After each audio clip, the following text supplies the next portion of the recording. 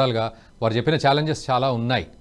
Not an easy task actually, నిజంగా కూడా ఇంత పేరు తెచ్చుకోవడంతో పాటు ఇన్ని ఛాలెంజెస్ని ఫేస్ చేయడం అనేది. అండ్ గ్లోబల్ లీడర్షిప్ విషయానికి వస్తే కూడా మనం పెద్దన్న పాత్ర పోషిస్తున్న అమెరికా విషయానికి వస్తే జో బైడెన్ పరిస్థితి ఏ విధంగా మనం చూసాము, తర్వాత ఇతరత్ర దేశాల పరిస్థితులు, జిన్పింగ్ పరిస్థితి ఏ విధంగా ఉంది, ఇవన్నీ కూడా మనం చూస్తూ ఉంటే ఈ గ్లోబల్ లీడర్స్లో ర్యాంకింగ్లో కూడా ముందుకు దూసుకుపోయే పరిస్థితి ఇప్పుడు ప్రధాని మోదీ క్రియేట్ చేసుకుంటున్నారు. మనం కూడా ఒక విశ్వగురువుగా ముందుకెళ్లాల్సిన పరిస్థితులు ఉన్నాయి. సో మోదీ 3.0లో మీరనే పాసిబిలిటీస్, ఛాలెంజెస్ ఏ విధంగా ఉన్నాయి, అండ్ ప్రజలు కూడా ఎలా ఇందులో పాత్రలవి ముందుకు తీసుకెళ్లాల్సిన పరిస్థితి ఉంది? అంటే ఇక్కడ గౌరవనీయులు పుల్లారావు గారు చెప్పినట్టుగా స్పష్టంగా ఉంది. ఇప్పుడు వారు చెప్పినటువంటి దాంట్లో ఎక్కడా విభేదించడానికి లేదు, చాలా స్పష్టమైనటువంటి అవగాహనతోటి పుల్లారావు గారు మాట్లాడుతున్నారు. నేనేమంటున్నానంటే ఈ దేశంలో ప్రతిపక్షాలు ఈ ప్రభుత్వాన్ని మనం అంతకుముందు అంటే పుల్లారావు గారు జైన్ కాకముందు మనం మాట్లాడుతున్నాం. ప్రతిపక్షాలు చాలా బలంగా విమర్శించాలని చెప్పి కోరుకుంటున్నాం. ప్రతిపక్షాలు విమర్శించాలా, బలంగా పనిచేయాలి. అయితే విదేశీ విధానం విషయంలో వచ్చేసరికి ఈ ప్రతిపక్షాలకి సొంత పార్టీ ఎజెండా ఉండకూడదు అనేది ఇందాక వారు చెప్పిన దాంట్లో ఒక మంచి మాట ఉంది. మన్మోహన్ సింగ్ గారు విదేశీ విధానం పైన ఒక ఒప్పందం చేసుకుంటే కమ్యూనిస్ట్ పార్టీలు ప్రభుత్వం నుంచి వెళ్ళిపోయింది. అంటే కమ్యూనిస్ట్ పార్టీలకు ఎందుకు ఒక ప్రత్యేకమైనటువంటి విధానం ఉంది? ఎందుకు అంటే ఈ దేశానికి అవసరమైనటువంటి అనేక సవాళ్లను ఎదుర్కొన్నప్పుడు ఇతర దేశాల నుంచి ఎదురవుతున్నప్పుడు వాటిని ఎదుర్కోవడానికి ఈ దేశంలో ఉండే అన్ని పార్టీలు కలిసికట్టుగా సమైక్యంగా పనిచేయాలి కదా. కానీ అట్లా చేయట్లేదు. ఇక్కడ చాలా మంది ఏం చేస్తున్నారంటే, సరే అందరికి తెలుసు, ప్రపంచానికి తెలుసు, చైనా భారత్ యుద్ధం వస్తే చైనాకు సపోర్ట్ చేసిన కమ్యూనిస్టులు మన దగ్గర ఉన్నారు. అయితే నేనేమంటున్నా, రాహుల్ గాంధీ లాంటి వ్యక్తి ఈ దేశంలో ఒక పటిష్టమైనటువంటి ఒక యువ నాయకుడుగా లేకపోతే ప్రతిపక్ష నాయకుడిగా ఎదిగేటువంటి సందర్భంలో వీళ్ళు ఏదైతే ఈ విదేశీ విధానంలో కొంత అంటే ఈ భారతదేశంతో విభేదించేటువంటి వ్యక్తులు మన దేశంలో ఉన్నారో వాళ్ళ ఇన్ఫ్లుయెన్స్ కు లోన్ అవుతా ఉన్నారని చెప్తా ఉన్నా.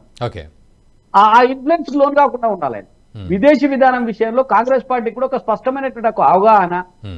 అమెరికాకు పోయినప్పుడు నరేంద్ర మోదీ గారు ఈ విధానాన్ని మాట్లాడినారు.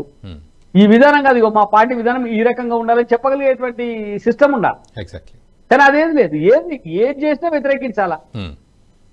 ఇప్పుడు ఏది చేసినా వ్యతిరేకించాలనేది కరెక్ట్ కాదనేది నా ఉద్దేశం. తర్వాత ఎప్పుడైతే ఈ దేశంలో ఇందాక వాళ్ళు చక్కటి మాట చెప్పినారు పుల్లారావు గారు, ఇన్ఫ్రాస్ట్రక్చర్ డెవలప్మెంట్ అనేది గుడ్డిగా చేయడం అనేది చాలా తప్పు. ఎక్కడైనా ఎవరైనా మనం చూస్తే మీకు గజ్వెల్ చుట్టూ ఒక అవుటర్ రింగ్ రోడ్ వేసినారు, 2 అవుటర్ రింగ్ రోడ్ గజ్వెల్ చుట్టూ. కొన్ని దాదాపుగా నాకు తెలిసి 100 కోట్ల రూపాయలు దాని మీద వెచ్చించినారు. రోజుకు ఒక్క లారీ కూడా తిరగదు అవుటర్ రింగ్ రోడ్. అంటే నేను అనేది ఎప్పుడో ఒక 20 ఏళ్లకు 30 ఏళ్లకు అవసరమైన వాటి గురించి ఇప్పుడే మనము ఎస్టాబ్లిష్ చేయడం వల్ల వారు చెప్పింది అనేక రకాలుగా చైనాలో మన విమానాశ్రయాలు కూడా మూసేస్తున్నారు.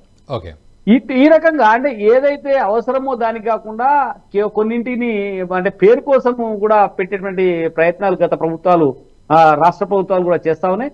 నిజమే, కేంద్ర ప్రభుత్వం కూడా ఒకటి ఎడ్యుకేషన్ పాలసీ, అట్లనే అగ్రికల్చర్ పాలసీ, దాని తర్వాత వారు చెప్పినటువంటి ఒక మంచి మాట ఏంటంటే మిడిల్ క్లాస్ కి ఈ ప్రభుత్వం ద్వారా ఉపయోగపడేటువంటి అంశాలు ఏంటి అంటే నిజంగా చెప్పడానికి పెద్దగా ఉండవు. ఏం లేవు ప్రసాద్ గారు, నేను గట్టిగా చెప్పలేదు, మీరు అందరూ బాధపడతారని. మీరు బాధపడతారు, మనకి అనవసరం ఆర్గ్యుమెంట్స్ ఏం లేవని నేను బాధపడుతున్నా. ఆ ఛాలెంజ్ అంటే ఇప్పుడు మిడిల్ క్లాస్ ని సపోర్ట్ చేయడానికి, మిడిల్ క్లాస్ ఇప్పుడు ఉదాహరణకి బాగా మొన్న ఎన్నికలలో బాగా ప్రభావం చూపినటువంటి అంశం ఏంటంటే గ్యాస్ పెరుగుదల, పెట్రోల్ డీజిల్ పెరుగుదల, ఇట్లాంటి అనేక అంశాలు చాలా మిడిల్ క్లాస్ వ్యక్తుల మీద చాలా ప్రభావం చూపుతాయి. కాబట్టి ఇప్పుడు విదేశాంగ విధానం పట్ల నరేంద్ర మోదీ గారు ఎంత చిత్తశుద్ధితోటి పనిచేసి అక్కడ ప్రశంసలు పొందుతున్నారో అదే విధానంతో ఈ దేశంలో కూడా ఈ మిడిల్ క్లాస్ పబ్లిక్ ను కూడా అట్రాక్ట్ చేసే విధంగా అనేక కార్యక్రమాలని చేపట్టాల్సినటువంటి అవసరం ఉన్నది. ఆ వైపుగా మంత్రివర్గాన్ని చూస్తేనే మనకు అర్థమైతా ఉంది.